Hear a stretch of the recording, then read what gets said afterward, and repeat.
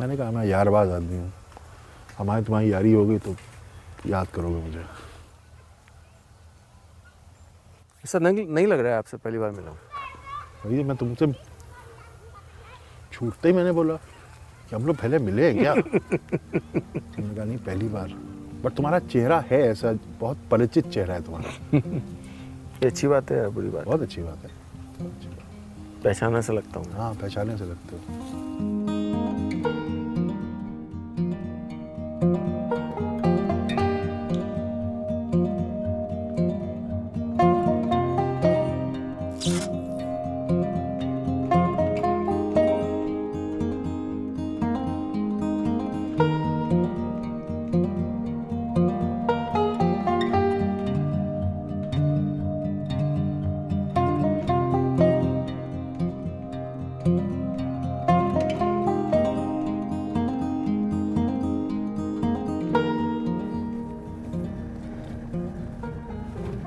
चले गाँव घूमते हैं थोड़ा सा।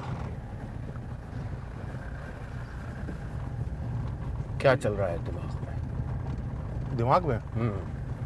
दिमाग में कुछ नहीं चल रहा है, मतलब दिमाग मैं चलाना नहीं चाहता इस पर दिमाग। स्लो सिर्फ नाम नहीं, स्टेट ऑफ माइंड है। स्टेट ऑफ माइंड है, माहौल में आते ही आप शांत हो जाते हैं। जी, रिबूट करने लग जाता है। आपके नाम का क्या मतलब है? सूरज, तिग्म अंशु, जिसकी टेढ़ी किरणें हो। अच्छा। मेरे दो बड़े भाई हैं, एक का नाम हिमांशु है, एक का नाम सुधांशु।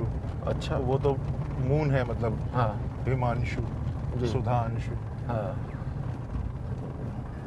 मैं जब हुआ तो उन्होंने कहा इसको तो आपका जन्म कहाँ हुआ? इलाहाबाद। मेरे दोनों बड़े भाइयों का तो वहाँ हुआ देहरादून। अच्छा, बोलते हो आप पहाड़ के हैं? मूलतः मैं जी गढ़वाल गाँव, उत्तराखंड। पहले उत्तराखंड तो अभी बना ना, तब तो उत्तर प्रदेश रहा होगा। हाँ, तो 2000 में बना उत्तराखंड जी। 19 साल पुराना है। हाँ। तो पिताजी हालांकि मेरे वहाँ पढ़ते थे इलाहाबाद यूनिवर्सिटी में ही, उन्होंने BA MA लॉ सब वहीं से किया। ओके।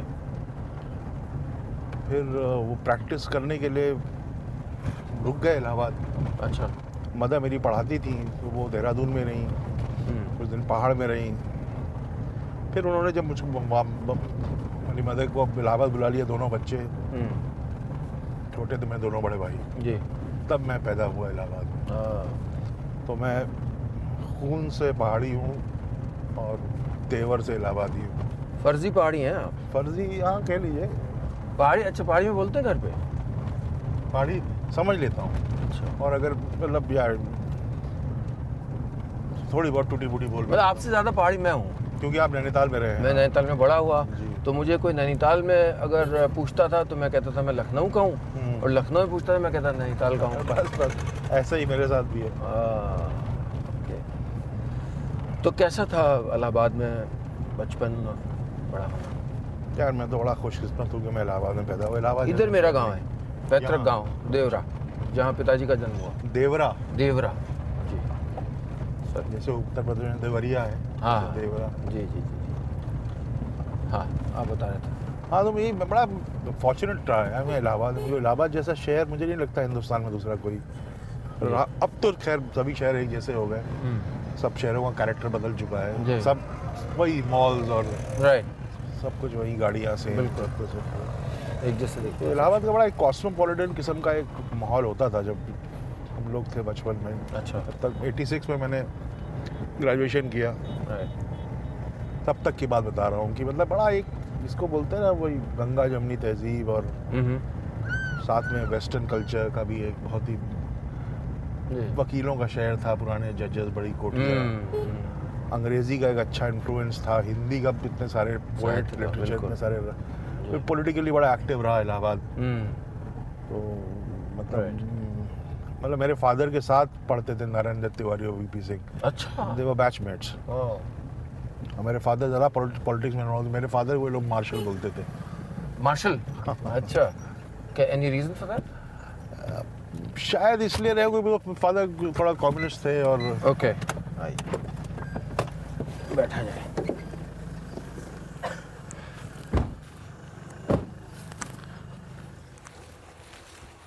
मुझको किधर बैठना है? दोनों फ्रेम अच्छे आइए। हैं, कहीं भी बैठ। गेस्ट को अच्छा फ्रेम दिया जाता है हमेशा। तो यार एकदम यूनिवर्सिटी की याद दिला दी। मतलब ये था यूनिवर्सिटी में ये सब नहीं था कि सामने खेत खलियान हो, हाँ। सामने से लड़कियां जाया करती थी।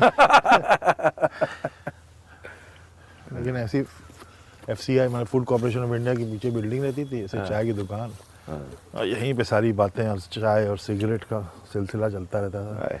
कौन से शहर में? इलाहाबाद में। इलाहाबाद में। अच्छा। हाँ, तो आप बता रहे थे कॉस्मोपॉलिटन।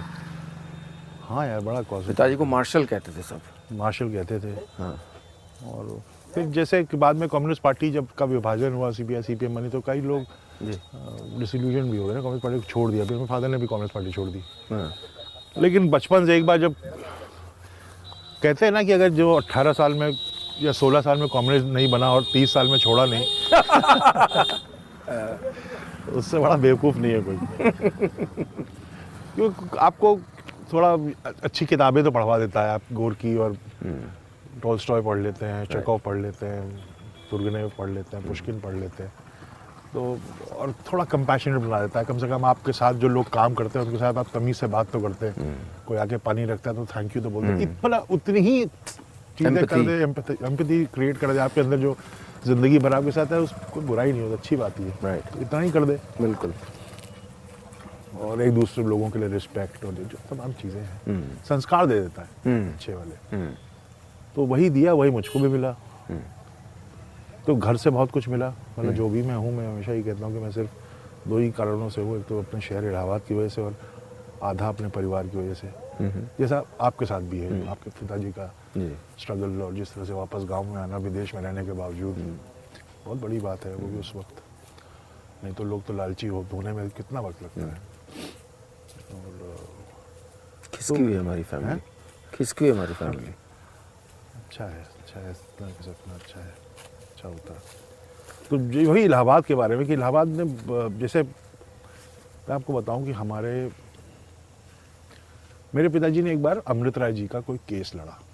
कोई सिविल मैटर था जमीन का। अमृत राय जी प्रेमचंद जी के बेटे। अच्छा। हम भी अशोकनगर में वहीं रहते थे। अभी उनका घर है, धूप छाव नाम है उनके घर का। तो मैं बहुत छोटा था तब। तो उन्होंने बोला कि मेरे फादर का नाम था केशव। उन्होंने, केशव कितना फीस क्या लोगे? उन्होंने कहा कोई फीस नहीं लूँगा, आप सिर्फ मुझे प्रेमचंद जी की सारी कृतियाँ जो है, सारी जितना उनका लिखा हुआ है सब मुझे दे दीजिए। तो मैंने फिर बढ़ते हुए जब, तो मैं हमेशा सारी किताबें, गबन, गोदान, मानसरोवर, उनका जो कहानियों कलेक्शन है, वो हमेशा से घर में था। उनके घर ही बहुत आना जाना रहता था। मैं कहते थे कि जैसे महादेवी वर्मा जी भी अशोकनगर में रहती थी। तो हमारे घर में हवन होता है, मदर मेरी हवन करती हैं, तो हवन में आम की लकड़ी की ज़रूरत पड़ती है। तो हम लोग तब नए फ्लैट सिस्टम इलाहाबाद में नया शुरू हुआ था। पहली बार ही था, कभी देखे। तो पिताजी ने फ्लैट ले लिया, तो हम लोग फ्लैट में शिफ्ट कर गए। 4 मंजिल, ऐसे नहीं बहुत बड़े, 4 मंजिल का सब कॉलोनी बनी, बिना लिफ्ट वाली। जी। तो हम लोग वहाँ पे तो आम के पेड़ कोई था नहीं आसपास। तो मैं महादेवी वर्मा जी की आम की लकड़ियाँ लेने जाता था। बताइए कितना सौभाग्यशाली रहूँगा मैं।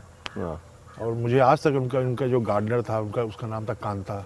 उनके घर में बहुत सारे कुत्ते थे महादेवी वर्मा जी के। मैं कई बार उनको बैठे हुए बाहर, उनका बाहर ही एक छोटा सा पॉन्ड था, उसमें कमल के फूल खिले रहते थे, वहीं वो बैठती थी सुबह। और कुत्ते थे तो मैं बाहर ही गेट से कांता भैया आते थे, फिर अंदर लेके जाता आम की लकड़ियाँ चुन के। तो मैं अपने आप को फॉर्चुनेट ही कहूँगा ना कि मैं ऐसे लोगों के घर तो घुसा हूँ कम से कम। ये किसको मिल पाएगा ये सौभाग्य? फिर यूनिवर्सिटी में हमको जो पढ़ाने, मेरा इकोनॉमिक्स, मॉडर्न हिस्ट्री और इंग्लिश लिटरेचर सब्जेक्ट था। तो जो इंग्लिश लिटरेचर पढ़ाते थे हमको, अमर सिंह साहब, साइकिल पे आते थे, वाइट स्टार्च्ड कुर्ता धोती, और धोती पे को साइकिल चलाते तो धोती में नीचे क्लिप कर देते थे ना, ताकि वो चेन में ना फंसे। और पान खाते थे, तिलक लगाते थे, और साहब इमैक्युलेट अंग्रेजी बोलते थे। तो ये मिक्स जो है एक ट्रेडिशनल का और मॉडर्न का, कीट्स और शेली वर्ड्सवर्थ ऐसे बोलते थे, लगता मैं ऑक्सफोर्ड यूनिवर्सिटी में बैठा हूँ। My God. ये चीज़ मुझे नहीं लगता कहीं और किसी शहर में होगी। साथ में अंग्रेजी, फिर रॉक बैंड्स और ये और वो तमाम चीज़ें। थे आप किसी बैंड में? हाँ, मेरा अपना बैंड था, पैरानॉइड नाम था बैंड का। क्या करते थे आप उसमें? मैं गाता था और रिदम गिटारिस्ट था। अच्छा, गाना सीखा भी आपने? नहीं सीखा नहीं। मैं भी बहुत काबिल बाथरूम सिंगर हूँ। मैंने तो वही किया जो मेरे बड़े भाई करते। मेरे बड़े भाई का भी बैंड था, वो भी आते, तो मैंने भी गिटार सीख लिया। वो थिएटर करते थे तो मैं भी थिएटर करने लगा। तो बेचारे वो बड़े थे, उनको पैरों पे खड़े होना था, नौकरी कर ली तो कितना डिफरेंस था? 8-9 साल का डिफरेंस है। अच्छा, तो काफ़ी डिफरेंस है। राइट। तो आप सबसे छोटे? जी, मैं सबसे छोटा। पैम्पर्ड थे? मुझे तो पैम्परिंग इतनी याद नहीं, शायद मेरे फादर मुझे बहुत पैम्पर करते थे। लेकिन मैंने मार भी बहुत खाई है। अच्छा। जो बड़े भाइयों का हक है मारना छोटे भाई को। तो मैंने मार भी, मदर ने भी मुझे खूब कोटा, खूब रसीदा, खूब कोटा। मेरे फादर ने मुझे बहुत कम। उनका मैं बहुत लाडला था, मेरी सारी बातें मान लेते थे। राइट। और उनके साथ सारी फिल्में देखना, फिल्मों का शौक भी घर से ही मिला। मेरे मदर फादर दोनों बहुत फिल्म बफ्स थे, खूब पिक्चरें देखते थे दोनों। किस तरह की फिल्में? हर तरह की फिल्में, कोई भी नई फिल्म आनी है देखनी है। और अंग्रेज़ी की फिल्म अगर है, इलाहाबाद में था भी बहुत बढ़िया, बहुत अच्छी। मैंने मतलब सारी ये जितनी जो लोग क्लासिक बोलते हैं, गॉन विद द विंड और लव स्टोरी और गॉडफादर, ये सब मैंने थिएटर में देखी है। अच्छा। पिक्चर हॉल स्क्रीन पे बकायदे देखी। स्टिंग, अब जैसे गॉडफादर जब मैंने देखी मुझे समझ में नहीं आ रहे थे क्या है, बहुत छोटा था मैं। बट फादर मुझको समझाते थे। अब हेमिंग्वे की for whom the bells tolled picture आई थी, तो मेरे फादर मुझे ले आते थे, दिखाई उन्होंने। फिर पूरा सेकेंड वॉर में और पार्टीजन, पूरा जो रेवोल्यूशनरी साथ में काम कर रहे थे, सिविलियंस जिस तरह से वो लड़ाई कर, जिस पे है novel for home the best, वो पूरा बैकग्राउंड समझाना। तो फिल्म को पूरा एक हिस्टोरिकल पर्सपेक्टिव में एक छोटे बच्चों को, मेरे फादर मेरे बहुत ग्रेट आदमी थे इस मामले में। और मदर मेरी संस्कृत पढ़ाती थी, तो दोनों का एक अमेजिंग बैलेंस। जी। थिएटर इलाहाबाद में शुरू हुआ? जी। अच्छा कल्चर था वहाँ पे थिएटर? हाँ, अच्छा था। और कैंपस थिएटर करके ग्रुप था। मेरे बड़े, मतलब आज मेरे बड़े भाई जो आशु भाई साहब, हिमांशु, सबसे वो उन्होंने करना शुरू किया। और सचिन तिवारी थे वहाँ पे इंग्लिश के प्रोफेसर, वो चलाते थे उसको। जी। एंड वो नाटक वाटक करते थे। और मुझको भी बहुत बहुत अर्ली, मैं 11th में क्लास में था तो ही मुझको उन्होंने बुला लिया। मुझे अच्छी तरह से, जो पहला प्ले मैंने किया था वो लिखा था निखत काज़मी जी ने, जो Nikhat Kazmi times of India की फिल्म क्रिटिक थी। She passed away few years back. तो उनका लिखा हुआ नाटक, वो भी इलाहाबादी की थी। तो उसका नाम था if Shakespeare was a gun. अच्छा। वो 3 बेरोजगार लड़कों, टॉम डिक एंड हैरी, 3 बेरोजगार है उनका। तो वो मेरा पहला प्ले था। थिएटर वहाँ से शुरू हुआ बहुत। फिर सीरियस थिएटर। परफॉर्म करते थे आप? जी, एक्टिंग करता था। अच्छा। एक्टिंग करता था। और उसी नाटक का भी एक और किस्सा है बड़ा, वो याद करता हूँ तो बहुत अजीब सा होता है कि मेरे फादर देखने आए थे उसका शो जी। और मैं 11th में मैंने सिगरेट पीना शुरू कर दिया था। तो परफॉर्मेंस खत्म हुई, ग्रीन रूम में आए, आई लिट अ सिगरेट, मेकअप उतारा था, सिगरेट पिया था। And I saw my father coming and I saw him looking at you. और वो टर्न करके चले गए। बड़ी टीस उठती है आज भी जब मैं याद करता हूँ। और उन्होंने कभी मेंशन नहीं किया कि तुम सिगरेट पी रहे थे। उस शाम बात नहीं की है उन्होंने। He respected that. हाँ, वो बहुत ही, हाँ, वो पता नहीं अजीब मिट्टी के थे वो। मोहल्ले में कभी किसी का झगड़ा, नीचे रिक्शे वाले लोग, काम वाम करने वाले, पुलिस पकड़ के ले गए। फादर रात को 2 बजे जाना, मदद करना लोगों की, वो था उन्होंने।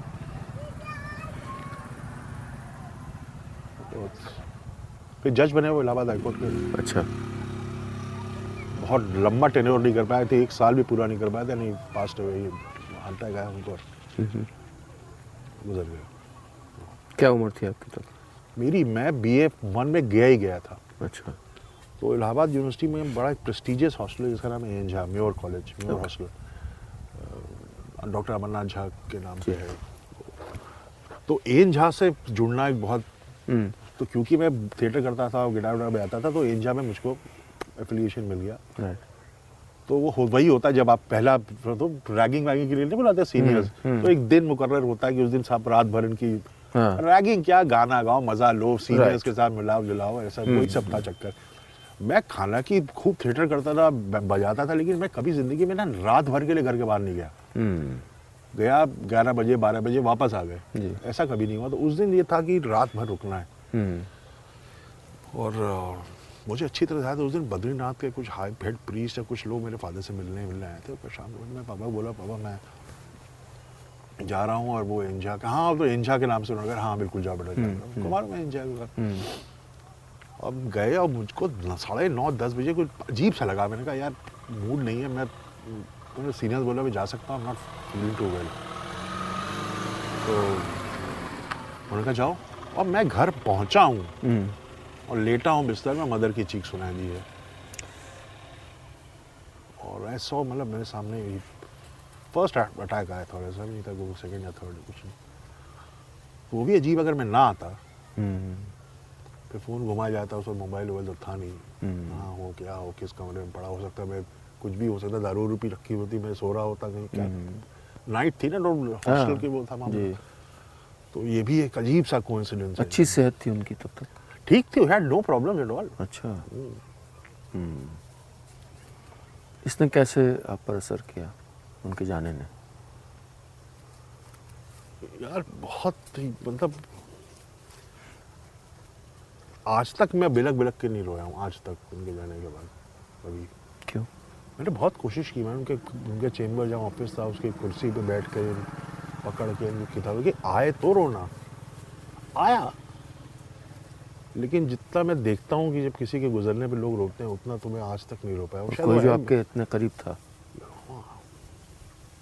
वो हुआ नहीं, आज तक नहीं हुआ। उसके बाद फैमिली में क्या आप मदर से क्लोज हुए? क्या आप बड़ा तो हो ही गया था मैं, जैसे मैंने बोला अभी यूनिवर्सिटी पार्ट 1 BA में था ही जी।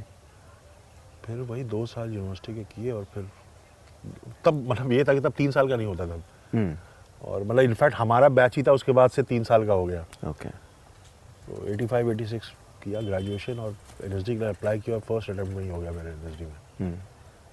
तो मैं दिल्ली चला गया।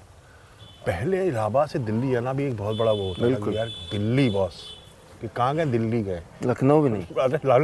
लखनऊ तो कई बार मैं आता ही था, मेरे ताऊजी रहते थे यहाँ महानगर में। तो दिल्ली बॉस, एक ट्रेन चल गई इलाहाबाद से प्रयागराज। हाँ। आप पता ही आपको, उसने इलाहाबाद बर्बाद कर दिया। क्यों? उसने ऐसे बर्बाद कर दिया कि इलाहाबाद रात को बैठो सुबह दिल्ली, या रात को दिल्ली बैठो सुबह इलाहाबाद। लोग अपने बच्चों को दिल्ली पढ़ने भेजने पर लगे। Allahabad is known for lawyers, जजेस। लोग सुप्रीम कोर्ट में प्रैक्टिस करने चले गए। बिजनेस चालू कर दिया लोगों को, इतना कम्यूटिंग इतनी, और नज़दीक होगा। Allahabad slowly Allahabad was known for its people. Right. ठीक है, गंगा जी संगम है, वो मेरे को शहर से थोड़ा दूर है, अलग है। तो वो those people just left the city. Growth एक बहुत ही ऑर्गेनिक ढंग से होनी चाहिए। किसी विकास जो है बहुत स्टेप बाय स्टेप होना चाहिए, यहाँ से सीधे वहाँ नहीं होना चाहिए। उसमें से लोगों का दिमाग हो जाता खराब। तो वही हो गया इलाहाबाद के साथ। फिर इलाहाबाद में सिविल लाइन्स का अपना इलाहाबाद का एक चाम था, जैसे आपका हजरतगंज का है। इतना प्यारा लगता मुझे लखनऊ शहर आज भी। वो सिविल लाइन्स का पूरा माहौल ख़त्म। शाम को सैटरडे नाइट पैलेस में नई पिक्चर आई है, लोग आ रहे हैं, गाड़ियाँ उतर रही हैं, लड़कियाँ खूबसूरत आ रही हैं, आप खड़े हैं, कहीं बैंड बजा रहा है, कहीं कुछ हो रहा है। Allahabad was beautiful. So much history, so much culture, literature, politics, music, ये वो, और बहुत ही सेक्युलर नेचर था। Unlike what people might think. Unlike what people. अब आप बताइए, हरिवंश राय बच्चन साहब लिखते हिंदी में थे, पोएट हिंदी के थे, पढ़ाते अंग्रेजी थे, अंग्रेजी के प्रोफेसर थे। फिराक साहब, फिराक गोरखपुरी, उर्दू के शायर थे, पढ़ाते अंग्रेजी में थे।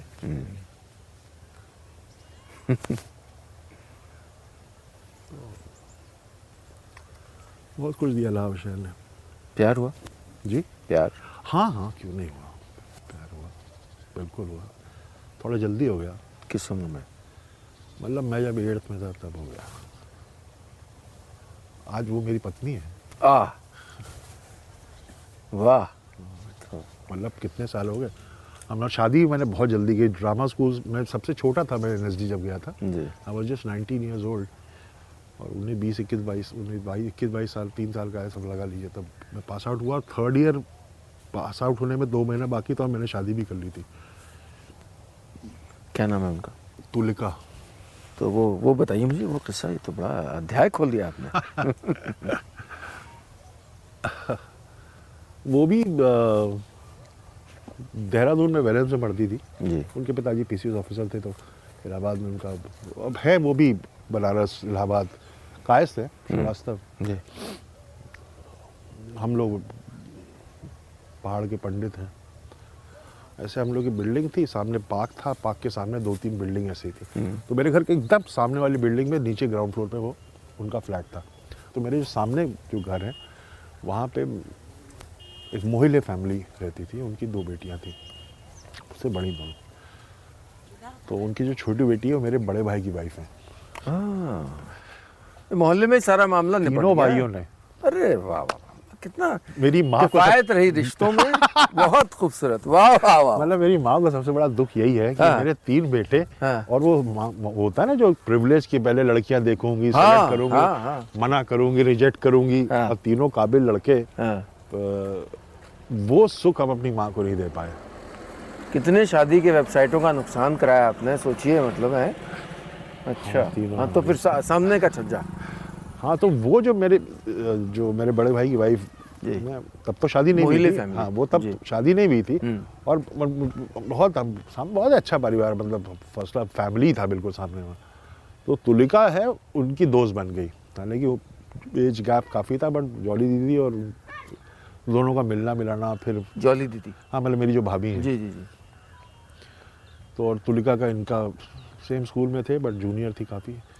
बट मिलना था, दोस्ती होनी थी, उन दोनों की दोस्ती हो गई।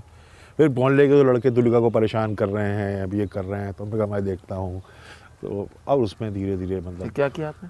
कुछ नहीं, इसको क्या कर सकता है, डैगर ही तो देता है। क्योंकि गुंडे बदमाश तो हम भी नहीं थे।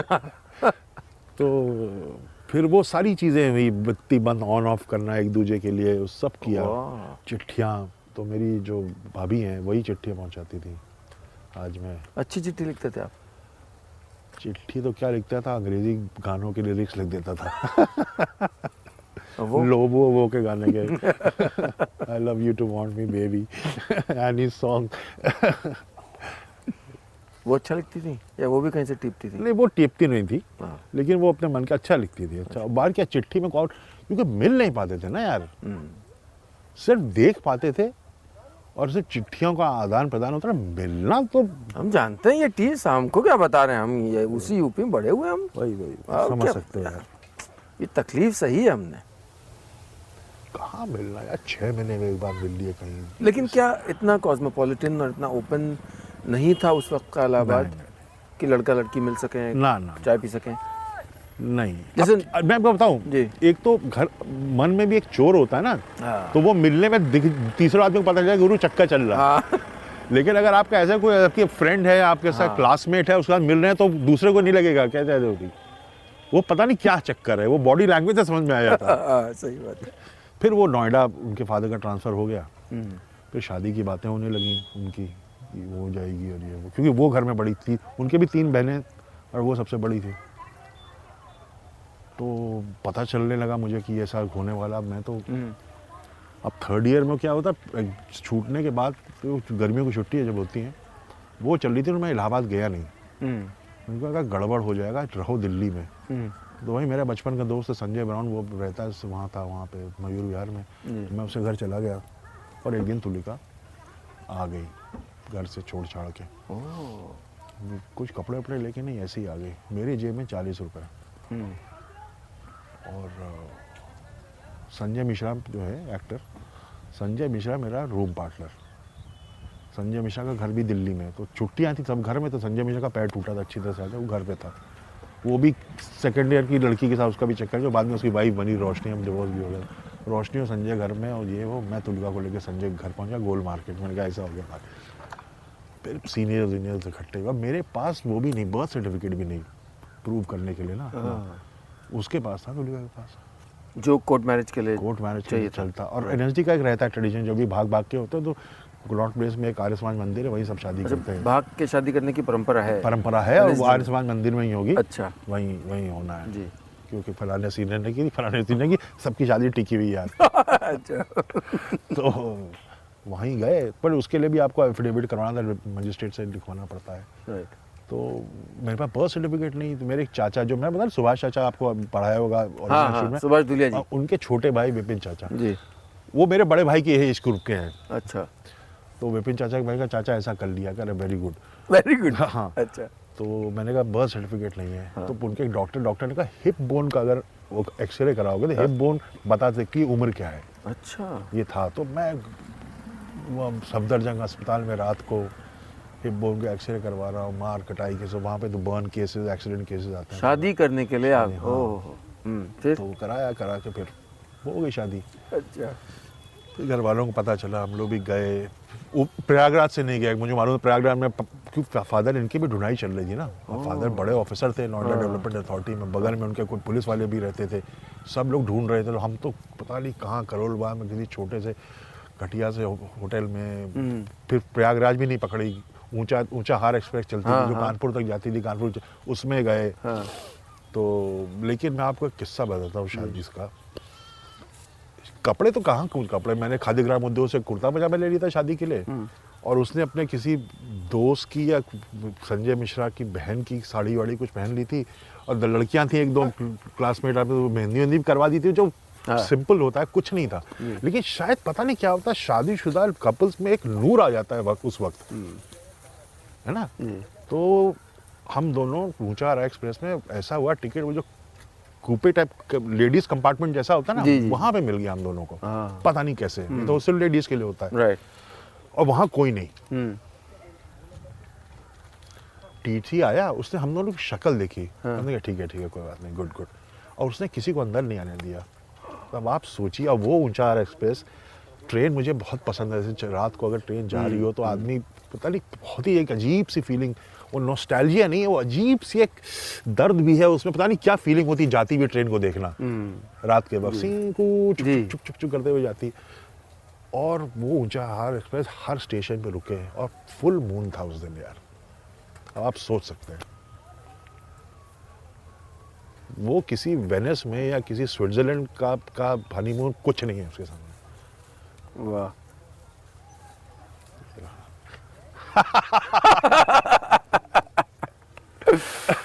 वाह। तो फिर दोनों परिवारों की नाराजगी?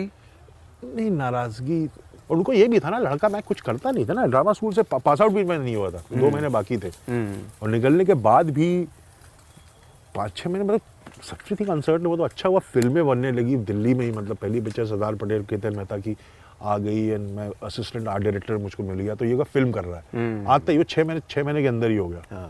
पेपर आफ्टर दे दो, उस तरह की स्ट्रगल नहीं रही मेरी, बट ये था कि एक्टर है, क्या करेगा।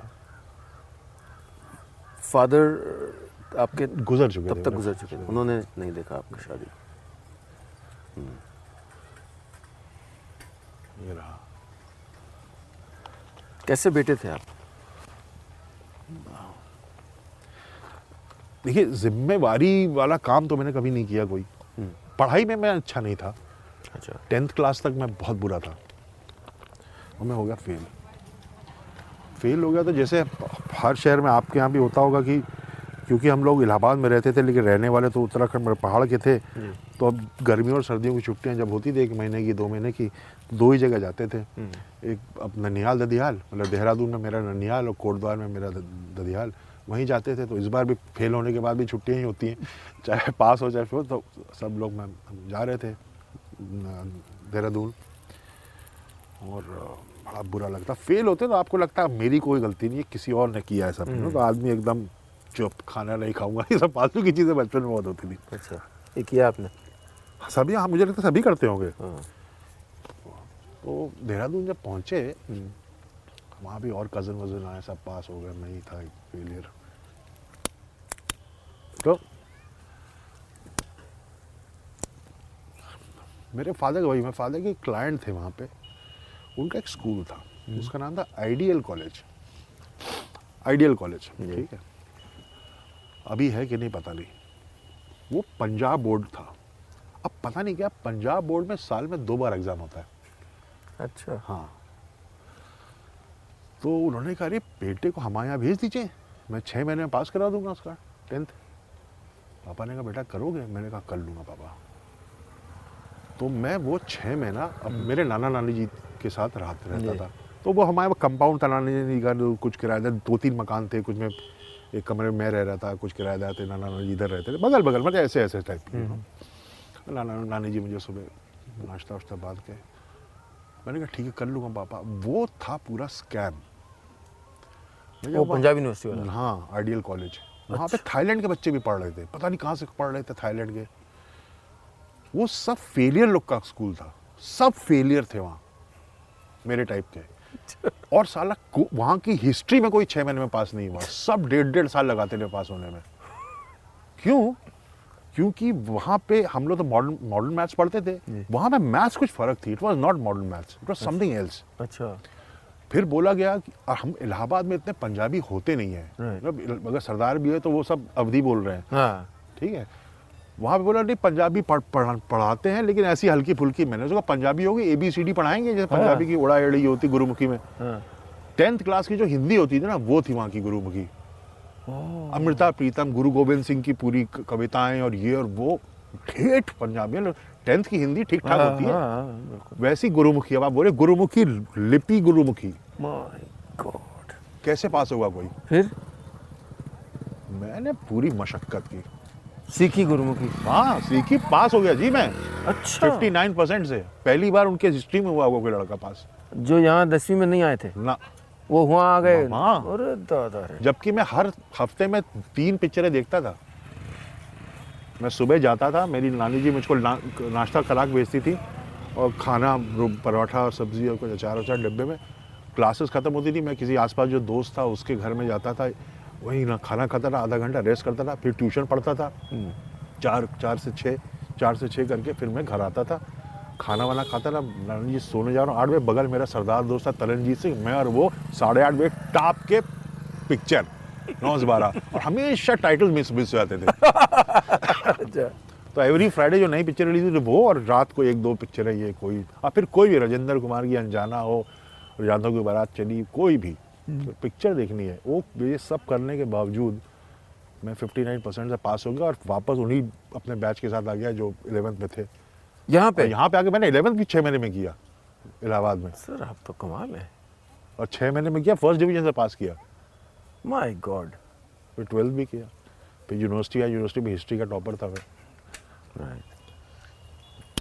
सो समथिंग चेंज्ड देन।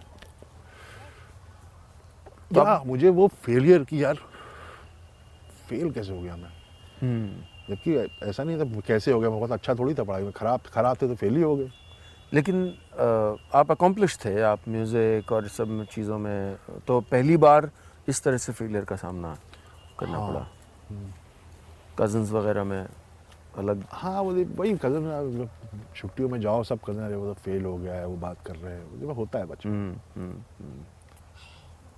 उसका मुझे आज तो मैं आपके सामने बैठ के उसके बारे में हंस के बात कर रहा हूँ। हाँ।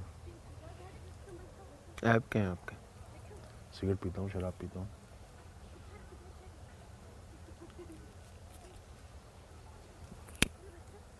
और ये ऐब है तो ऐब है। हाँ, बट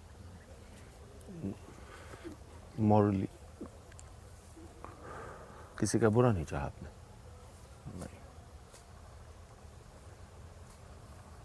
कभी किसी का बुरा नहीं चाहा। मैंने कहा मैं यारबाज आदमी हूँ, हमारी तुम्हारी यारी होगी तो याद करोगे मुझे। ऐसा नहीं लग रहा है आपसे पहली बार मिला हूँ। वही मैं तुमसे छूटते ही मैंने बोला कि हम लोग पहले मिले हैं क्या? उन्होंने कहा नहीं, पहली बार। मैंने कहा शायद गाय बगाए कहीं फिल्मी पार्टी में बॉम्बे में कहीं शायद।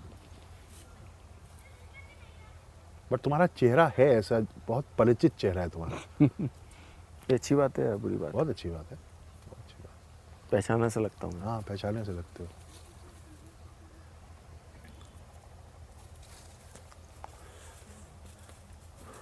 फिर शादी हो गई, उसके बाद फिर ये हो कि भाई समाज के लिए भी तो शादी करनी होती है ना, फिर रिश्तेदारों को। तो शादी होती, फिर हमारी छुट्टियां भी खत्म हो गई, जो गर्मियों की छुट्टी एनएसडी की थी। थर्ड ईयर पास आउट भी नहीं हुआ था मैं। राइट। फिर वो 1-1.5 महीने के लिए हमको, थर्ड एनएसडी में होता है थर्ड ईयर में, आपको कहीं बाहर भेजते हैं, अच्छा। किसी और स्टेट में। कोर्स में भी एक फिल्म अप्रिसिएशन कोर्स होता है। तो हमेशा एफटीआई से 2-3 प्रोफेसर आते थे कुछ फिल्में लेकर के, वो एनएसडी में देखा। मैंने फिल्म क्लब भी चला रखा था एनएसडी में। तो मैंने कहा ना, यहाँ फिल्म क्लोज करने जाएंगे अप्रिसिएशन, हम एफटीआई जाएंगे, प्रॉपर माहौल में प्रॉपर उसमें करेंगे। मैंने प्रोटेस्ट कर दिया, बहुत स्ट्राइक करवाता था मैं एनएसडी में। अच्छा। हाँ, मैं बॉस था स्ट्राइक करवाने का। कभी कोई पोजीशन नहीं की, प्रेसिडेंट नहीं बना, बट मैं स्ट्राइक। ये कहाँ से आया? पता नहीं कहाँ से आया ये, वही पता नहीं। कुछ भी गलत हो तो स्ट्राइक। एनएसडी के कैसे करवाते थे स्ट्राइक आज के युग में? पहले जीबीएम होती, जनरल बॉडी मीटिंग होगी तीनों बैचेस में। हाँ। मुद्दा, कोई प्रेसिडेंट है, मुद्दा उठाएगा, हाँ। पीछे से आदमी बोलेगा स्ट्राइक, बस strike strike strike strike strike strike. तो लोग उठ के चल देंगे स्ट्राइक, कल से स्ट्राइक, मेमोरेंडम भेज दो डायरेक्टर को, स्टूडेंट नहीं आ रहे क्लास करने कल से। आप वो थे जो सबसे पहले पीछे बैठ के सिगरेट पीता था, बच्चा नहीं हफ्ते यार। करे और कोली हफ्ता देने से मना करेगा। तो बहुत स्ट्राइक कराई 3 साल में, 6 महीना तो स्ट्राइक की हमने। लाइट कम हो रही है, मुझे इशारा कर रहे हैं कि अब चलना घर होगा। की तरफ कूच किया। आइए, बहुत बढ़िया, रियली एंजॉयिंग इट। का नाम? अरे भाग कहाँ नहीं। मैं भागे का है? स्कूल जा तो कि नहीं? कौन सी क्लास? 8th में हो? लगती नहीं, झूठ बोल रही हो। 4th में हो ना?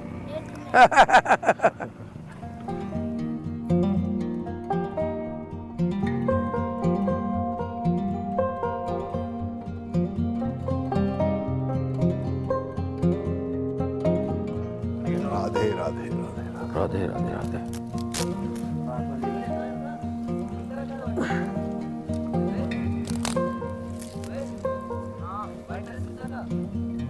चलो भाई। हाउ रेडी दूल्हा रेडी या दुल्हनो रेडी या भंवरी ना हो रही है? हैं? कहा बतावा जाए? क्लैप तो करो कोई। रोल। वाह।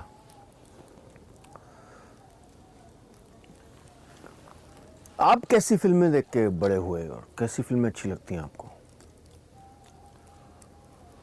बचपन में मतलब जिस फिल्म के पोस्टर पे पिस्तौल उस्तौल हो, अच्छा, वो वैसी ही फिल्में मैं देखना पसंद। क्यों? वो पहले लड़कों का, मुझको याद है, और मेरे मदर फादर बहुत फिल्में देखते थे। और मैं अब कभी कभी कोई एडल्ट फिल्म है या है तो मैं तो रहता फिरा, तो मुझे समझ में। तो एक बार मैंने बहुत जिद की, मैं जाऊंगा जाऊंगा जाऊंगा पिक्चर बोले चलो वे। तो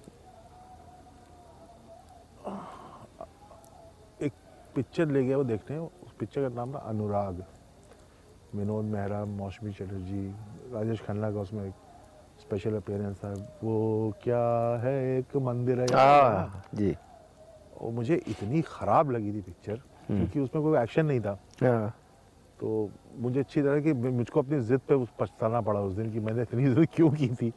मैं 67 का बॉर्न हूँ, 6 साल का रहा हूँ मैं जी। और मुझे अच्छी तरह से याद है, निरंजन पिक्चर हॉल इलाहाबाद में बॉबी देखी थी, बैल्कनी था, मैं देखी थी। जब इंटरवल हुआ था बॉबी का, मेरी समझ में नहीं आ रहा था क्या हो रहा है। लोग एक दूसरे के गले लग रहे थे, बॉबी राजा बॉबी, ऐसे लग रहे थे होली में जैसे गले मिलते हैं ना, वो सब हो रहा था। तो मुझे फिल्मों का अपना पूरा जो भी देखने का भी जो सफ़र है वो काफ़ी अभी भी पूरा याद है। आपने संगीत की अपनी यात्रा का कुछ जिक्र किया था शाम को, वो अपने बैंड के बारे में बताइए। गिटार मैंने ऐसे ही सीख लिया क्योंकि मेरा बड़े भाई बजाते थे, तो मैंने भी सीख लिया। बट गाना वाना गा लेता था मैं, तो बैंड भी बन गया हमारा। हालांकि पैरानॉइड बैंड था हमारा। और हम लोग बजा लेते थे ठीक ठाक, हर तरह के वेस्टर्न ज़्यादा बजाते थे। लेकिन मैं जो हिंदी बैंड्स थे इलाहाबाद में, जो कि जब दुर्गा पूजा, इधर उधर, आवाज़ की दुनिया के दोस्तों, हाय मैं भी उन बैंड में भी मुझे बुला लिया जाता था क्योंकि वहाँ पैसे मिल जाते थे। ओह, तो रात भर आपने बजाया है किसी दुर्गा पूजा में और आपको 200 रुपये मिल जाते थे। बहुत अच्छा। होते थे 200 रुपये तब भी। तो ये सब भी मैंने बहुत किया है। अच्छा, तो वो कैसा अनुभव था जगराते में बजाना? और बहुत बढ़िया रहता था। हाँ। गोरखपुर जा रहे हैं, प्रतापगढ़ जा रहे हैं, अच्छा, अभी रात को ट्रेन में आ रहे हैं, रिक्शा पकड़ गिटार लेके अपना घर पहुंच रहे हैं। बहुत बढ़िया एक्सपीरियंस रहता था। तो आपके एम्बिशन थे क्या कभी म्यूजिक में आगे जाने के? नहीं, पर म्यूजिक का ये था कि 1986 ही शायद वो साल था जब पहली बार ग्रैमी टेलीवाइज हुआ। राइट, और वो माइकल जैक्सन का बीट इट और राइट। रिदमिक्स और स्टिंग के गाना और ये सब। मैं उस टाइम, वो मुझे अच्छी तरह से याद है कि 31 दिसंबर इलाहाबाद में, जैसे सब लोग कैंट एरिया होता है ना, Right. तो उनका DSOI मेस होता है। तो DSOI मेस में 31 दिसंबर की नाइट इलाहाबाद का किस बैंड को कॉन्ट्रैक्ट मिलेगा बजाने के लिए। ओके, और हम लोग बहुत कोशिश करते थे। अब एक दूसरा बैंड था इलाहाबाद का, इम्पैक्ट, उसको मिल जाता था हमेशा। ओह, तो हम लोग बड़ा भूखे जाए, यहाँ नहीं बजा पाए, तो उस बार हम लोगों को मिला। अच्छा। और ये सब गाने आए थे उस वक्त। तो हेलो हेलो सब सब था।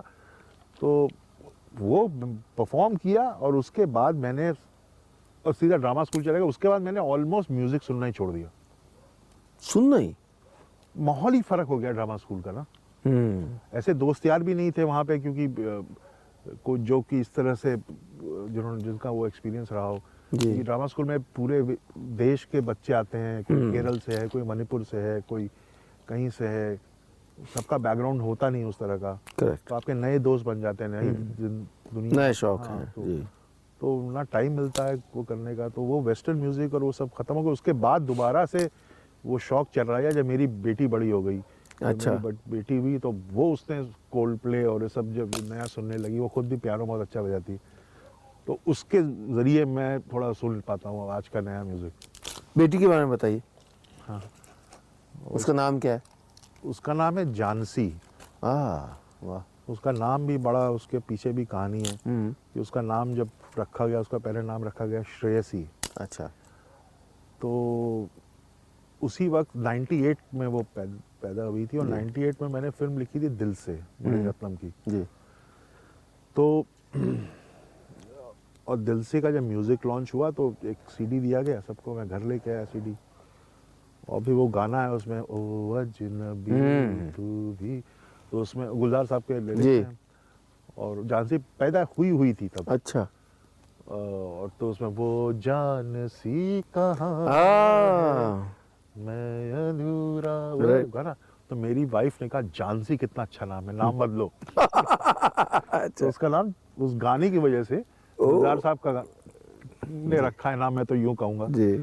तो उसका नाम जानसी पड़ गया। वाह। वो तो उनके बारे में बताइए। अभी वो 21 साल की हो गई हैं और वो बैंगलोर में एक इंस्टीट्यूट है सृष्टि, वहाँ पे फिल्म मेकिंग का कोर्स 4 साल का है। तो अभी 3rd ईयर में है, वो पढ़ रही है और बहुत प्यारी है और फिल्म मेकर बनना चाहती हैं? फिल्म मेकर बनना चाहती है। अब अपनी बेटी है, कितनी ज़्यादा तारीफ करूँ। तो आप बम्बई पहुंच गए और उसके बाद? हाँ, गैया है। उसके बाद क्या शुरुआती दिन मुश्किल के रहे या? नहीं, बिल्कुल नहीं रहे, क्योंकि बड़ा फॉर्चुनेट था कि मेरे बड़े भाई साहब बॉम्बे में थे, नेवी में थे और वो पोस्टेड थे।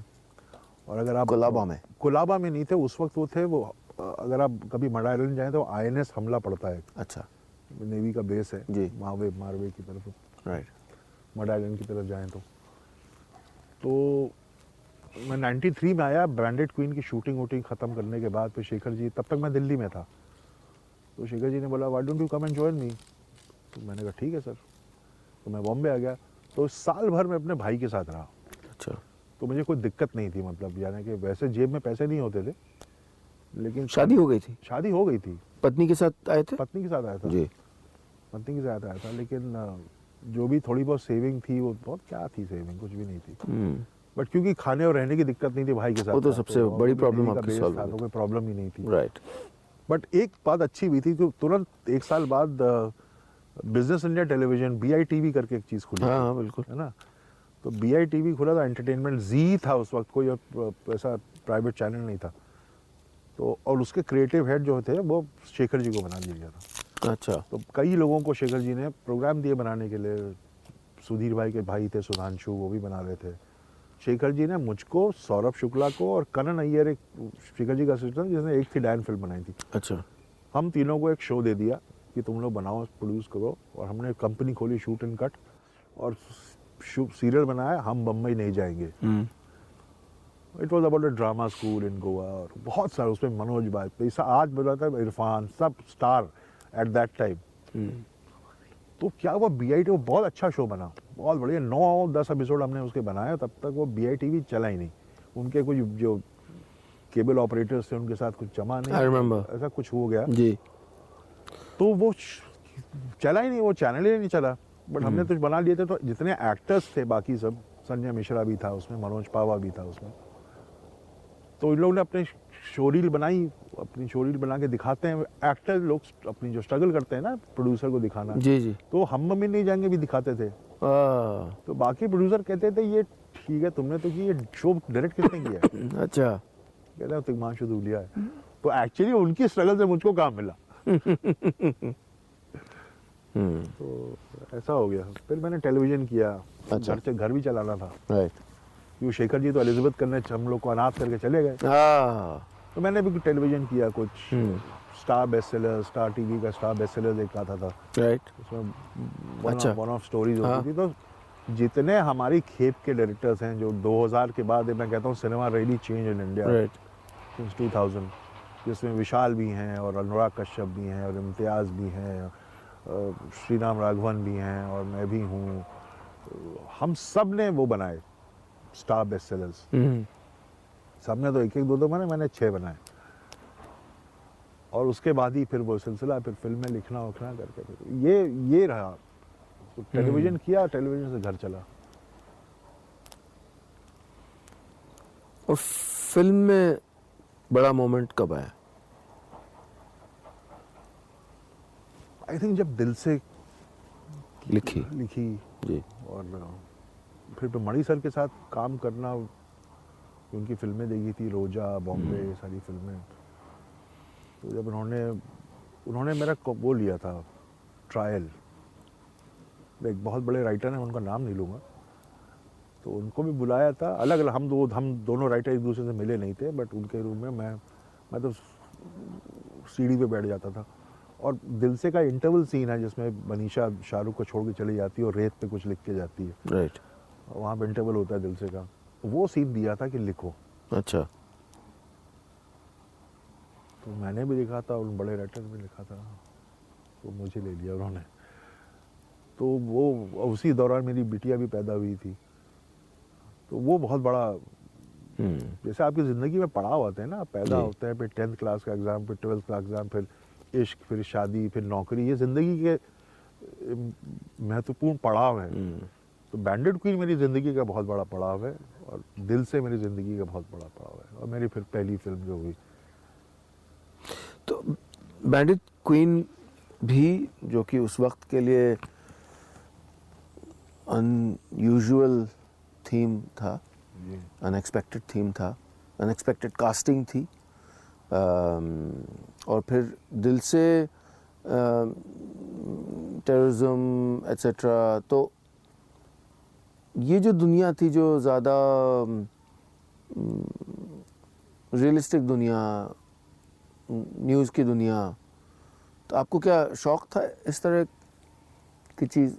मतलब आपने जैसे आप दिल से अगर लिख रहे थे या इवन बैंडिट क्वीन में आपको जो, तो उसकी समझ कैसे, मतलब were you that kind of person जो? Yes, I think I was, मतलब मैं पढ़ा लिखा आदमी हूँ। जी, but that world fascinated you? Oh yes, very much. The complexities of yes yes yes, Chambal और द कॉम्प्लेक्सिटीज ऑफ, मुझको तो लगता है कि मैं शायद पिछले जन्म में चंबल का ही रहूँगा। ऑनेस्टली बता रहा हूँ, मैं वहाँ मैं जाता हूँ, चंबल नदी को देखता हूँ और उन घाटियों को देखता हूँ, तो मुझे लगता है कि ये देखिए कितना रोचक कीड़ा है। ब्यूटीफुल है। हाँ, ये छोटा ड्रोन। छोटा ड्रोन हो सकता है हमने हायर किया हो। ओह, मर तो नहीं गया? नहीं, इसको कहते हैं ब्रेवरी और ब्रवाडो के बीच एक बहुत ये ब्रवाडो था। ये ब्रवाडो कर बैठे भाई साहब हैं, अभी तक ब्रेवरी कर रहे थे। हाँ, चंबल। हाँ, तो मुझको तो पता नहीं क्यों ऐसा लगता है कि मैं शायद पिछले जन्म में चंबल का ही रहूँगा। और उस वक्त टाइम तो डेकॉइट्स थे भी, राइट, और ऑपरेट भी कर रहे थे वहाँ, तो बहुत फैसिनेटिंग था। कब क्या हो जाएगा पता नहीं, लेकिन मैं बहुत धड़ल्ले से एकदम सब काम करता था। सब जानते थे मुझे, पूरे धौलपुर इलाके में जहाँ हम लोग करते थे, एवरीबडी न्यू मी। डर नहीं लगा? कभी नहीं, कभी नहीं। वही तो मैं कहता हूँ, मुझको हमेशा लगता है कि मैं पिछले जन्म में चंबल का था। अपनापन था बहुत ज़्यादा। डाकुओं से मिले? सरेंडर डाकुओं से मिले। सरेंडर डाकुओं से मिले। क्या उनका क्या वर्ल्ड व्यू क्या था, थॉट प्रोसेस क्या था? कुछ वैल्यूज रही होंगी तब तक तो। अब वैल्यूज तो देखिए सोसाइटी में बदलती है, वैसे डाकुओं की बदलती थी। पहले डाकू होते थे प्राण जाए पर वचन न जाए, वर्ड दे दिया तो दे दिया, उसके बाद टुच्चे ही पे उतर आते। हाँ, फिर तो समाज जैसे टुच्चा होता गया, डाकू भी टुच्चे होते गए। तो ये ही रहा। लेकिन जैसे मलखान सिंह से मिले हम लोग। मलखान सिंह तब तक सरेंडर कर चुके थे, बीजेपी भी ज्वाइन कर चुके थे। ग्वालियर में उनसे मिले, फूलन से तो मिले ही मिले। फिर मोहर सिंह हैं, अभी भी जिंदा है, उनसे मिले। तो दिल से के बाद क्या रहा सफ़र में अगला पड़ाव? दिल से के बाद ये था कि मैंने अपनी हासिल, जो मेरी पहली पिक्चर थी, वो लिखनी शुरू कर दी थी। और कोई बनाना नहीं चाहता था उस पिक्चर को, तो सब कहते थे हमारे लिए पिक्चर लिख दो, फिर उसको देखेंगे। लेकिन उस वक्त मैंने कहा नहीं, अब नहीं करूँगा। तो हासिल में मैंने खुद ही अपने लिए एक अजीब सा कर दिया। मैंने क्लाइमैक्स इसका जो है कुंभ मेले में है, क्योंकि कुंभ मेला था 2000 का इलाहाबाद में, वो बहुत बड़ा 124 साल वाला कुंभ मेला था, और बहुत सारे लोग एक्सपेक्टेड थे। और मैंने कुंभ मेला चालू हो गया। और कास्टिंग मैंने कर ली थी, जिमी शेरगिल, रिशिदा, इरफान, ये सब थे, लेकिन प्रोड्यूसर नहीं था। और कुंभ मेला शुरू, एक छोटी सी समस्या थी। हाँ, बस। जी जी, गुड़िया आ गई थी, गाड़ी आनी थी। जी। और कुंभ मेला शुरू हो गया, और कुंभ मेला चालू हो गया, और कुंभ मेला खत्म हो गया। ये हो रहा है, मतलब अभी 4 दिन बाद कुंभ मेला खत्म है। हाँ।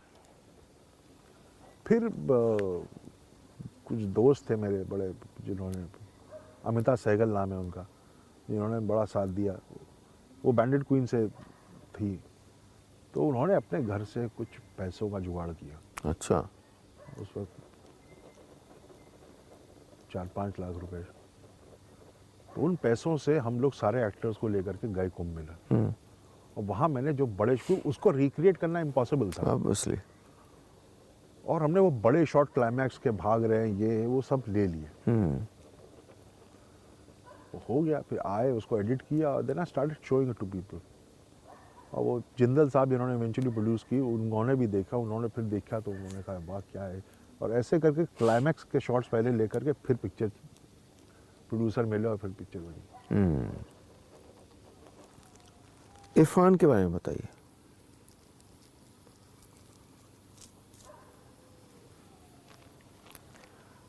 इरफान से मेरी मुलाकात ड्रामा स्कूल में हुई। तो और इरफान अपनी क्लास में बहुत अच्छा एक्टर तब तो नहीं था, माना नहीं जाता था। टिल एक दो नाटक हुए, लोअर डेप्थ्स और ये वो, जब लोगों ने कहा अरे बाप रे बाप ये क्या चीज़ है,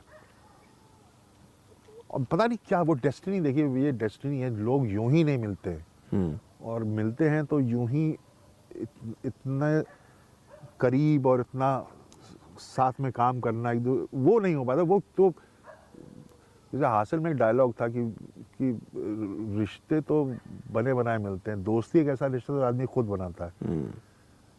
तो दोस्त क्यों बन जाते हैं, ये डेस्टिनी है। बाकी चीज़ें मैं अपने, I did not choose my mother and father, right, but I chose you as my friend, this is my choice. Right. उसके पीछे कोई कारण होगा। तो I think me and Irfan chose each other because of some reason, because it was destined. So पहले तो यही रहा कि I look up to him as a great actor. NSD के दौरान, एनएसडी के दौरान उसमें, and he has never failed me till today. I think he is the best actor in the country. तो वहीं से हम दोनों का रिश्ता बना, वही चीज़ें जो फिल्में मुझे पसंद थी वो उसको भी पसंद थी, मार्टिन स्कॉर्सेसी और रॉबर्ट डे नीरो और ये वो सारी चीज़ें, वही होता। तो वो होता ना, इसको रॉबर्ट डे नीरो अच्छा लगता है, बहुत सही आदमी है ये। तो इरफान के साथ ये रहा, फिर काम भी हम लोगों ने बहुत सारा, हासिल से पहले भी बहुत टेलीविज़न किया, ये किया वो किया, जिस तरह से उसने स्ट्रगल किया, मतलब जिस तरह से साथ में थे। कैसे इंसान है वो? बेहतरीन आउटडोर वाला आदमी, मेरे टाइप का है। मुझे भी आउटडोर बहुत पसंद है, और उसमें कोई उस तरह की चीज़ नहीं है, बहुत ग्राउंडेड है। अच्छी बात तो ये है, मतलब इस मुकाम पे पहुंचने के बावजूद उसके अंदर कोई ऐसे एज नहीं है, कोई टैंट्रम नहीं फेंकता। अगर आ जाए, यहाँ पे आ जाए आपकी जगह पे, पगला जाएगा वो ऐसे ही बंदा है। आई वुड लव इट अगर वो आए। और उसको अगर पतंग दे दिया आपने तो आपका इंटरव्यू भी नहीं करेगा वो। वो दिन भर पतंग उड़ा सकता है। अच्छा, पतंग का बहुत उड़ाने का शौक है उसको। मज़ेदार आदमी है, बहुत बढ़िया आदमी। फिर आप इस तरह का भी है कि आप उसे किसी भी तरह की बातें कर सकते हो, पढ़ा लिखा है, चीज़ों को समझता है, वर्ल्ड पॉलिटिक्स, ये वो, समाज, लिटरेचर, और उसने अपने आप को कल्टिवेट किया है। वो था नहीं ऐसा, उसने आपको और इतना ब्यूटीफुली कल्टिवेट किया है, तभी वो इस तरह की इंटरनेशनल फिल्मों में काम करना और इतना अच्छा काम करना कर पाया। अभी तक कोई एक्टर नहीं कर पाया उतना अच्छा काम जितना इरफान कर पाया राइट। विदेशी फिल्मों में। तो कुछ तो बात होगी। सेहत अच्छी नहीं रही उनकी हाल में।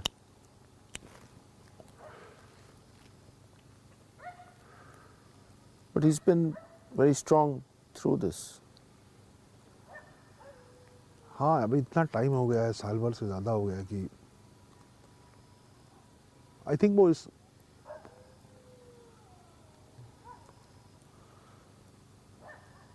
वो डर चला गया शायद उसके अंदर।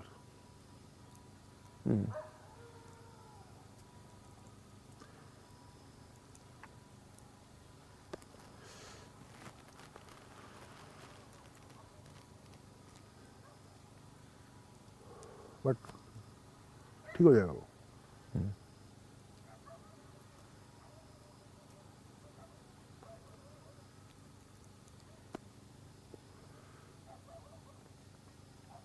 रिलीजियस हैं आप?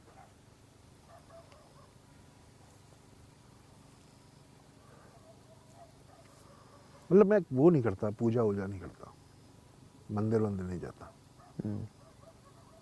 लेकिन ये मानता हूँ कि कोई एक सूरज को सुबह, सूरज को देखता हूँ तो मेरी माँ ने कहा है कि बेटा सूरज को देख के सुबह 3 बार गायत्री मंत्र ज़रूर पढ़ना। तो जब भी दिखता है तो मैं 3 बार गायत्री मंत्र ज़रूर बोलता हूँ। मुझे लगता है सूरज है भगवान, क्योंकि वो मुझे दिखता है और मुझको एनर्जी देता है और दुनिया को प्रकाश देता है। मुझे मंदिर में रखी मूर्ति, मुझ पे कोई असर नहीं होता उसका। असफलता से डर लगता है? बहुत ज़्यादा। कोई भी आर्टिस्ट तो एक शेल्फ लाइफ लेकर ही आता है। हिंदुस्तान में ऐसा ज़्यादा होता है, बाहर कम होता है। देखिए क्लिंट ईस्टवुड इतना बुढ़ा हो गया, आज तक पिक्चर बना रहा है। मार्टिन स्कॉर्सेज़ी ने आयरिशमैन बनाई है, इतना बुढ़ा हो गया। स्टोरी टेलर्स के बारे में क्या आपका विचार है? कितना टाइम चलेंगे? जैसे आप जी अपना ही सेफ पूछ रहा हूँ आपसे ना, क्रिस्टल गेजिंग। ठीक है हमारा है टाइम, थोड़ा है आगे। बिल्कुल है, क्यों नहीं है, 100%। जब तक आपकी आवाज़ बुलंद है आप हैं। गरारा करते रहे मतलब।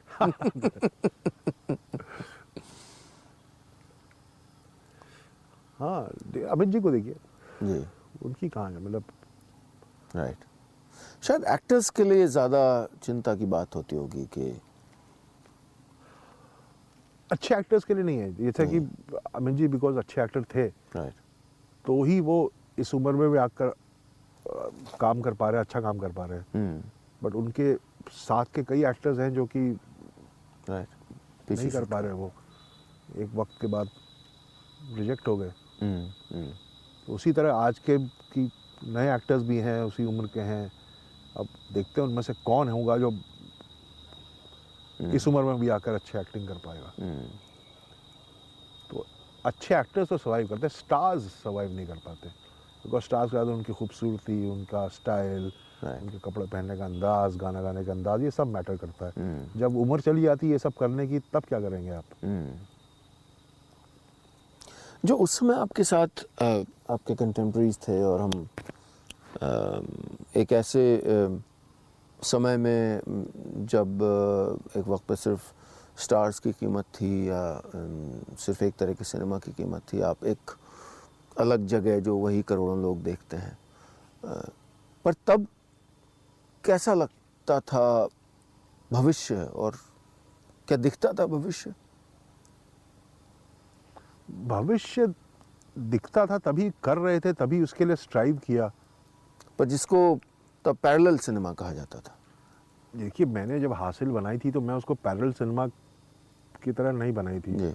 उसमें गाने थे, एक लव स्टोरी थी, विलन था, लेकिन वही कहानी कहने का अंदाज डिफरेंट था और दुनिया नई थी लोगों के लिए। वो स्टूडेंट पॉलिटिक्स और इलाहाबाद और वो सब चीज़ें, वो नया था। लेकिन जो पैरेलल सिनेमा के का था मामला कि वो टेलीग्राम की तरह डायलॉग, तुम कहाँ, क्यों, वो सब नहीं होगा। वो मुझे बहुत फेक लगता है, और वो फेक 90% फेक था। जो पैरेलल आत्ममुग्ध, वो वेस्टर्न न्यू रियलिज्म सिनेमा जो पोस्ट वॉर सिनेमा यूरोप में बना, उसको देख करके वो फिल्में बन रही थी हमारे देश में। वहाँ पे पोस्ट वॉर सोसाइटी में बहुत एलियनेशन था, पॉवर्टी थी, चीज़ें नहीं थी, बातें कम हो रही थी, पूरा यूरोप ग्रसित था, बम फटे थे सबके घरों में।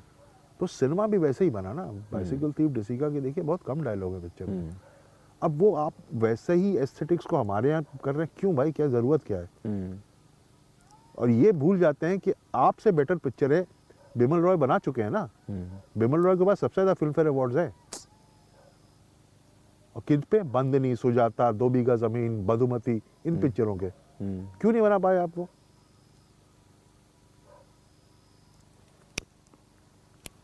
अब जैसे वक्त बदला है for different kind of story telling, पर अब भी क्या आप एक भेड़चाल देख रहे हैं या अलग अलग वॉइसेस आ रही हैं मेन स्ट्रीम में? अगर एक तरह की डिजिटल पे अगर आप देखते हैं कि एक तरह की का कंटेंट सफल हो जाता है या एक्सेसिव वायलेंस होती है, या तो उसी तरह की चीज़ें बनने लग जाती हैं, ऐसा है क्या? वो तो होता ही, मुझे लगता है वो पूरी सब जगह होता है, सिर्फ हमारे यहाँ नहीं, पूरी दुनिया में ऐसा होता है जी। लेकिन इस वक्त जो हमारे यहाँ मेन स्ट्रीम जो सिनेमा जो चल भी रहा है बहुत, वो सिनेमा नहीं है। वो स्कूल में जो एनुअल फंक्शन में प्लेज होते हैं ना, वो हो गया। कॉन्सेप्ट फिल्म चल रही हैं। तो देखिए, कॉन्सेप्ट फिल्में बन रही हैं। अभी कोई आप प्योर लव स्टोरी बनाइए, नहीं चलेगी जब तक उसमें कोई कॉन्सेप्ट ना हो। इंटरेस्टिंग वन, लड़की मोटी है या बाल गिर रहे हैं उसके, यार ये जब तक ये कॉन्सेप्ट नहीं आएगा, the story will not work. और बट दूसरी तरफ बात ये अच्छी होती है कि एक्टर्स बहुत अच्छे आ गए अभी। They are really serious about what they are doing. तो जो हमारे मेन स्ट्रीम के भी जो एक्टर्स हैं, वो शायद पहली बार हुआ होगा कि पिछले 10 सालों में या उसमें very good actors. Most of them are very good. और जो वेब पर कई बार एक्सेसिव वायलेंस दिखता है, उस पर आपका क्या सोचना है? वही वेब, देखिए वही बात है, जैसे जैसे सोशल मीडिया है वैसे वेब है। अब आपका विवेक ही काम करेगा। मेरा तो ये मानना है कि इसका मिसयूज़ नहीं होना चाहिए बस। कि जैसे मैंने आज तक जितनी फिल्में बनाई हैं, मेरी पिक्चरों में गालियाँ नहीं होती। और मैंने ज़्यादातर एक्शन पिक्चरें, डाकू और ऐसी माहौल की फिल्में बनाई हैं जहाँ पे बहुत स्वाभाविक है उन कैरेक्टर्स का गाली देना, क्योंकि उनका परिवेश वही है। लेकिन मैं नहीं, हासिल में एक साला तक नहीं है, पान सिंह तोमर में एक गाली नहीं है पिक्चर में। क्योंकि मैं भी अपने आप को एज एन आर्टिस्ट पुश करता हूँ। देखिए मैं आया हूँ ड्रामा से, एक्टिंग से, मैं विजुअल मीडियम से नहीं, मैं फिल्म स्कूल का बंदा नहीं हूँ। तो मेरा तो हाई पॉइंट वही है। तो मैं अपने आप को एज एन आर्टिस्ट कैसे पुश करता हूँ कि अगर मेरी कहानी बुंदेलखंड में सेट है, मैं बुंदेलखंड की भाषा का रस लूँ, और वो गाली में नहीं है। तो जो कमज़ोर हैं अपनी राइटिंग में, वो अपनी पिक्चर में गालियाँ ज़्यादा यूज़ करते हैं। क्रच। पर क्या कोई सामाजिक जिम्मेदारी होनी चाहिए? बिल्कुल होनी चाहिए, बिल्कुल होनी चाहिए। कि आपकी बेटी, मेरी बेटी जब उसको देखे। हाँ, वे बात भी है, ये तो है ही कि हमारी बेटी और आपकी बेटी उस चीज़ को देखे। लेकिन अब हमारी बेटी भी तो इसी समाज में पढ़ रही है, और हमारे घर में थोड़ी पढ़ रही है, बड़ी हो रही है, तो समाज में पढ़ रही है। तो हो सकता है हमारा ये करना, वो आप पता चला बेटी गाली दे रही है, तो ये तो बड़ा सब्जेक्टिव है। राइट। आप कैसे अपने आप को जुड़ा रखते हैं देशज या बोलियों से या भाषा से? क्योंकि मुंबई में कट जाने का भी तो एक बहुत ज़्यादा प्रॉब्लम है, इसीलिए मुझे पसंद नहीं है बॉम्बे इतना।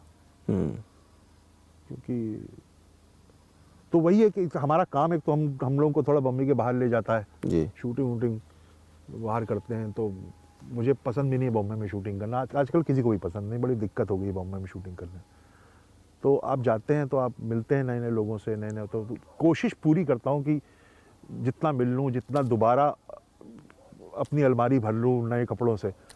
बट ये है कि आदमी गलतियों से सीखता है, तो यही है कि नए नए लोगों से मिल लिया जाए, नई कहानियाँ। आपसे जैसे पहली बार मिला हूँ, कुछ मज़ा ही आया है, कुछ आपका एक्सपीरियंस लेके जाऊँगा। तो यही आदमी को इवॉल्व, हम लोग पत्थर थोड़ी हैं, इंसान है यार।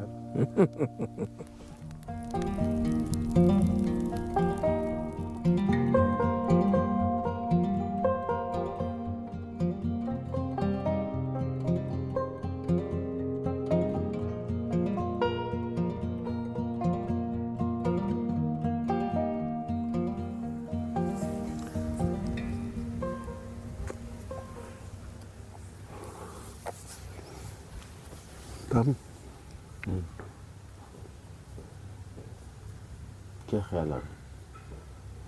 स्लो हो गया मामला। मैं चाहता हूँ इसी नशे में रहूं,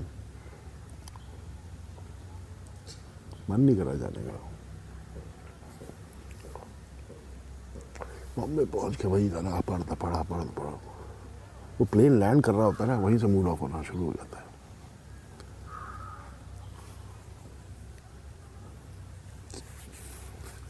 क्या मौसम है, बड़े आप खुशकिस्मत है भाई।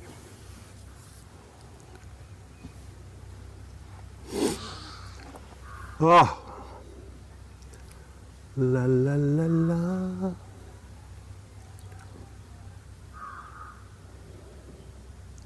बहुत संजीदा हो गया मामला, है ना?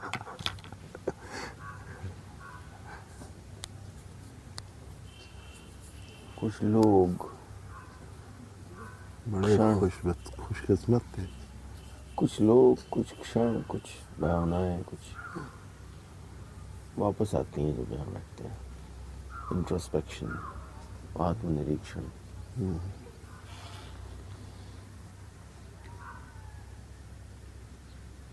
आत्मनिरीक्षण करते हैं। मतलब ऐसा नहीं कि मेरा आत्मनिरीक्षण करने का कोई डिसिप्लिन है, बट करता हूँ कभी कभी. Are you honest to yourself? Yes. Because Bombay can make you dishonest to yourself. आप धीरे रहते हैं अपनी एक एडीज की कोठरी से और आप ऐसा हो सकता है कि आत्ममुग्ध हो जाए कि मैं ही मैं हूँ. नहीं ऐसा नहीं, मैं बहुत अकेला रहता हूँ बॉम्बे में भी. मैं बहुत ज़्यादा पार्टी और ये कभी नहीं.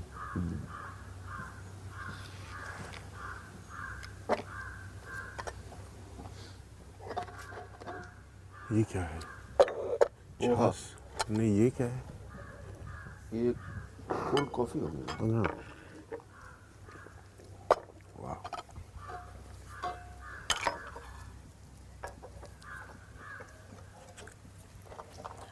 ला ला ला ला.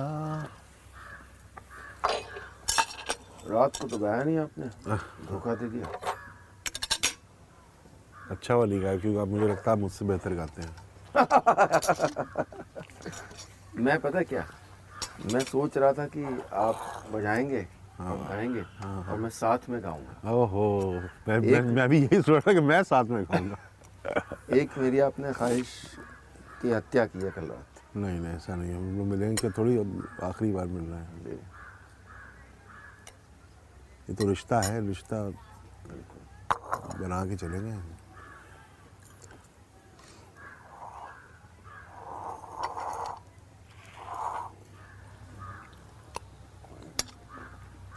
अरमूद. अमरूद नहीं बोलते हैं भैया. कितने का अरमूद? खाते थे बचपन में. मैंने बोला ना आपको कि मैं खून से पहाड़ी हूँ और तेवर से इलाहाबाद. अच्छा हुआ तो 3 सेगमेंट्स में हो गया है ना. पहली बार हुआ है 3. सुबह तो पहली बार है. You're looking much better than me, of course. क्योंकि मैं नाचू, आप नहाए. नहीं. मैं सोच रहा था वो कोहरे वाला तो हमारा चलेगा दोनों का. इन पे ज्यादा रखना भाई, मेरा काट देना. I am sleepy self. इनका हुस्न छलक रहा है. आई थिंक कट किया जाए. उसको नफरत का ना ढब था, न नफरत सलीका का? वफा. उसको नफरत का ना ढब था, न सलीका वफा. मेरा दिल पूछ के तोड़े, ये शराफत भी कहाँ थी. साथ चलने की मेरे यार को अच्छा. आदत ही कहाँ थी. अरे अंबिका, वो मिल गया क्या कार्टन? हाँ, बथुआ लेके जाना है. कम से कम 2-2.5 किलो मटर और 1-1.5 किलो बथुआ, है ना.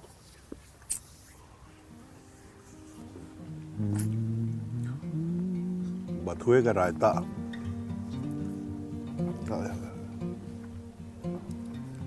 ये वाला इनका पार्ट मिस हो गया.